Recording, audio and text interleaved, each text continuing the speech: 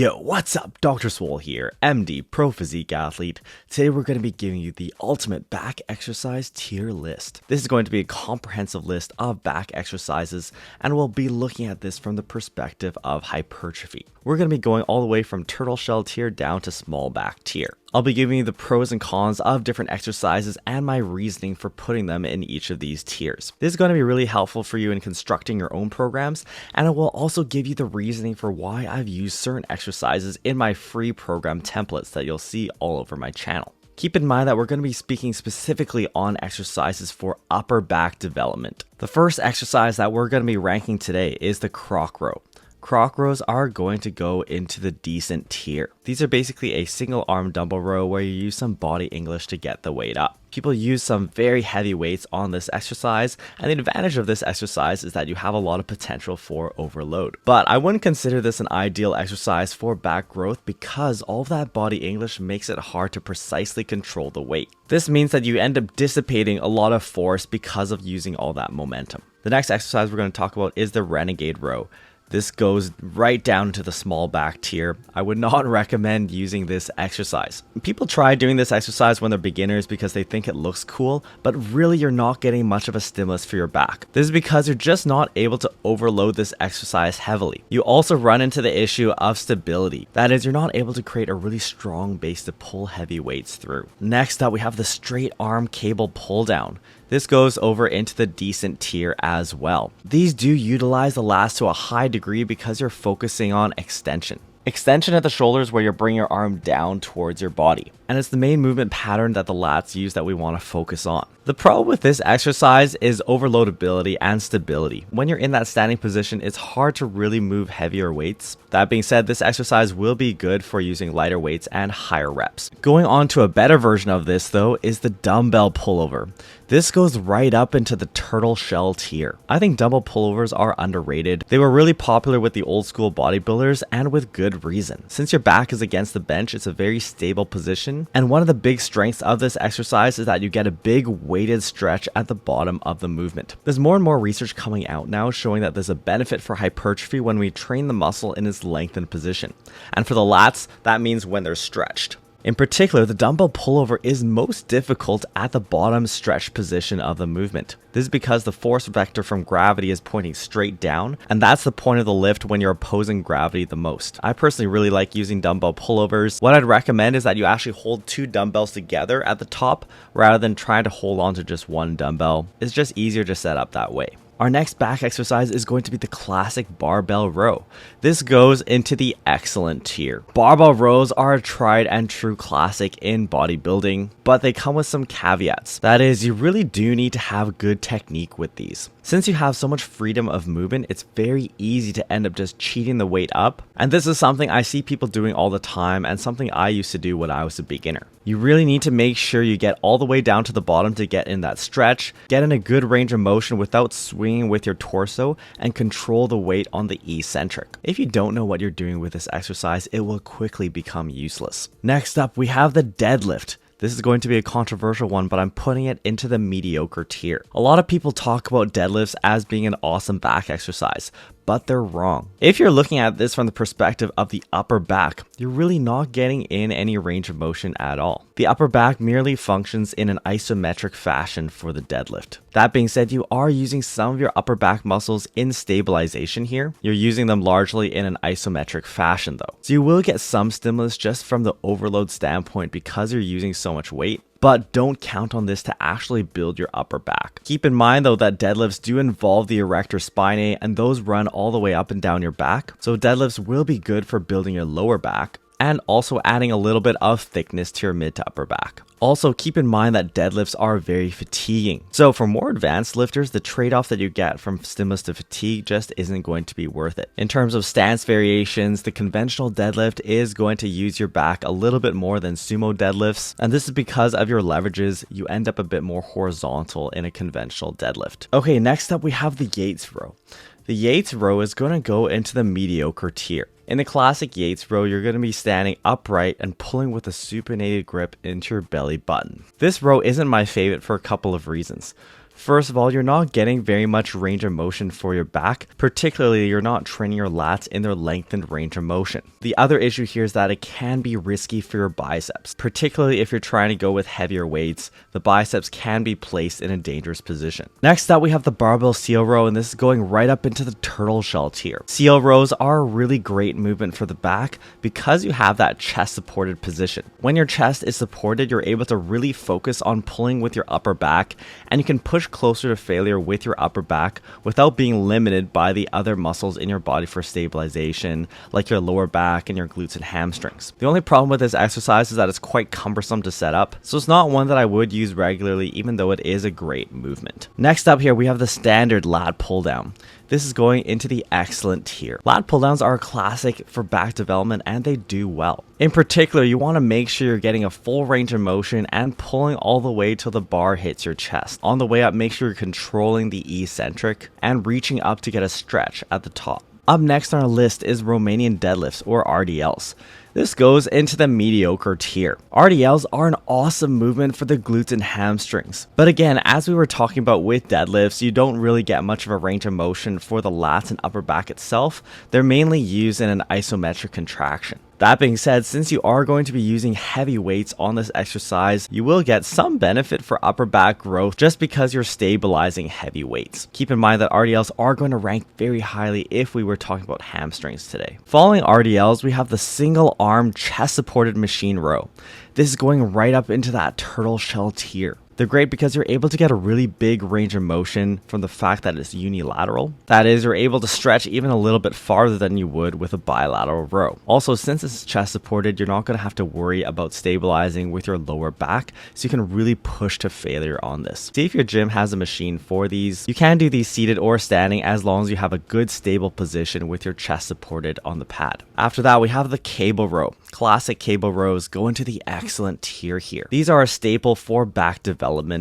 What I would recommend though is choosing a handle attachment that gives you a neutral grip that's a little bit closer to shoulder width grip. That more medium width grip is going to give you a stronger position for your lats, and it will allow you to get more range of motion at the top of the movement since you won't be limited by your hands coming together in front of your chest. So keep in mind that our rankings today are going to be conditional on you using these technique tips that I'm giving you now. Next up, we have a variation of the cable row, which is going to be the one using the free single arm attachment. People like using their own single arm attachments for these types of rows because it allows them to rotate the arms and theoretically give them more biomechanical control. However, when you bring in these attachments into the exercise, you're introducing instability. What this means is that at a high level, when you become strong, you're going to sacrifice some potential for progressive overload because of that instability. For that reason, I really want you to be thinking about exercises that give you a high degree of stability in combination with good biomechanics. Next up here is the standing lat pull down. I don't know why people still do these, but you're basically standing in front of the cable stack and doing a pull down. The problem with these is that you just have no stability. When you're doing lat pull downs, you really want to be seated firmly and make sure you have the leg pads firmly against your upper thighs to make sure that you're not moving around. Some people will try and do these because it allows them to move more weight, but it really isn't benefiting you. Next up here, we have the inverted row, and this one's using rings. These are going into the mediocre tier. Inverted rows are a great movement biomechanically, but they suffer in the aspect of progressive overload. This is one of the big pitfalls with a lot of calisthenics movements. That is, even though they are great exercises, they suffer in terms of progressive overload. Next up, we have landmine T-bar rows. These are going right up into the turtle shell tier. I really like T-bar rows for a couple of reasons. First of all, you're able to go heavy on these, which is great for progressive overload. The other thing is that I find these a little bit more stable and locked in than standard barbell rows. When you're doing standing barbell rows, you have more degrees of freedom, and thus it's hard to really control your technique. Now, a lot of people do get T-bar rows wrong. They tend to use a lot of body English and cheating the weight up, and they also end up too upright. You want to make sure that you're bent over the waist at least 45 degrees to the ground. Next up, we have the rowing machine, and this is going right down into the small back tier. This is a cardio machine. It is not built for hypertrophy. You don't get any progressive overload here, and it's more so a total body exercise than really a back movement. If you're looking for a fun way to burn some calories, that's fine. But if you're trying to get a turtle shell back, this isn't going to be the right exercise. Next up, we have the bench straight arm pullover. This is going into the excellent tier. These are similar to other pullover exercises, except you're locked in on the bench. This is kind of an awkward exercise to set up, but if you are able to drag a bench over to your cable stack, then you could give this one a try. The benefit of a cable over dumbbells is that you have a constant tension curve, so you're applying tension to your lats all the way through the range of motion. Alright, next up we have the Meadows row. This goes right up into the turtle shell tier. These were developed by John Meadows and they're an excellent movement for upper back development. Since you're using the landmine attachment, you're able to go very heavy on these and you get a great range of motion since they're unilateral. Next up we have the single arm pull-up. This goes into the decent tier. Honestly, major props to you if you can do these. I was able to do a single arm chin up back in my track days when I was more focused on calisthenics. The problem is that these are such a difficult movement that it's hard to get a really controlled back stimulus. If you are a highly advanced athlete and you're able to do these with control, then all the power to you. But for most people, I'd recommend sticking to more conventionally overloadable exercises. Next up, we have the TRX row. This goes right down into the small back tier. I really don't think you're getting much of a back stimulus with these. You're losing tension at the top of the movement and you're not able to overload this. Part of me always shakes my head inside when I see PTs trying to introduce people to this exercise. Alright, our next exercise on this list is going to be the single arm diagonal row. This is done on a cable and this goes into the excellent tier with a caveat. This is a great exercise biomechanically because when you're reaching up, you're getting more of a stretch on your lats in that line of pull. This is a great exercise because at the top of the movement, you have to reach up and this stretches your lats more. The problem with this movement is that it's not ideal for progressive overload. What I'd recommend is to actually sit on the floor and place one foot up on the cable stack. This will give you more stability in the movement and allow you to move heavier weights. Another challenge you want to overcome is to make sure that you're not using too much torso rotation to get the weight up. Okay, next up we have the behind the neck pull down. This goes over into the mediocre tier. These are similar to lat pull downs, but they're not my favorite because they can predispose you to shoulder impingement. The behind the neck movement just isn't the safest, so it's not one that I would typically recommend. Next up, we have chin-ups, and these are going right up into the turtle shell tier. Chin-ups and weighted chin-ups are probably my favorite calisthenic exercise. They're a great movement biomechanically. You get a big stretch at the bottom of the movement, and you're able to progressive overload these by adding weight with a dips belt. I really want you to focus on adding weight to these and getting really strong. You can do these with a pronated, supinated, or neutral grip, and all of them are going to be great for hypertrophy. Next up, we have the parallel bar inverted row. This goes over into the mediocre tier. Inverted rows are a good exercise biomechanically, but again, these suffer in terms of progressive overload. If you are a beginner, these can be decent for getting you off the ground, but in general, I'd rather you focus on movements that are going to allow you to get really strong. Next up, we have another calisthenic movement, and that is going to be the muscle up. Muscle ups are only going into the mediocre tier here. They do give you good back stimulus, but this is only from the chin up portion of the movement. And since you're using so much momentum to get yourself up to the top, you're not really providing yourself with a consistent overload potential. So I'd recommend focusing on chin ups and weighted chin ups if your goal is muscle growth. Next up, we have a joker movement, and that is the towel row. This is where you just grab a towel and just row horizontally. You're not getting any range of motion or any progressive overload here. We're not going to be talking about any more exercises like that, but we had to include it for comedic relief. Next up, we have the supinated lat pull down. This goes up into the excellent tier. The benefit of using a supinated grip is that you can get a little bit more range of motion at the very bottom of the movement. I think supinated and pronated grip lat pull downs are both going to be great for hypertrophy, so both of these are going into the excellent tier. Next up, we have the classic dumbbell row, and this goes right up into the turtle shell tier.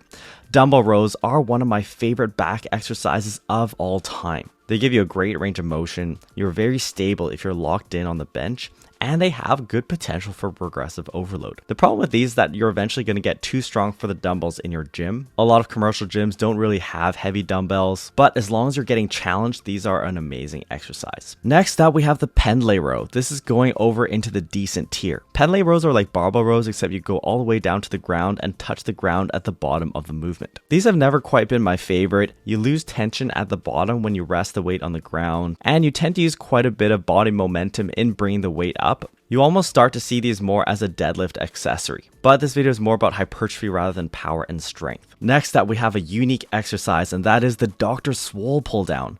The Dr. Swole pull down goes into the excellent tier. This was developed by yours truly, and it's basically a seated single arm pull down. Sit on the ground with your body at a 45-degree angle to the cable stack. You can start with your arm at a pronated position at the top, but then rotate down into a neutral position. I like these because sitting on the ground gives you more control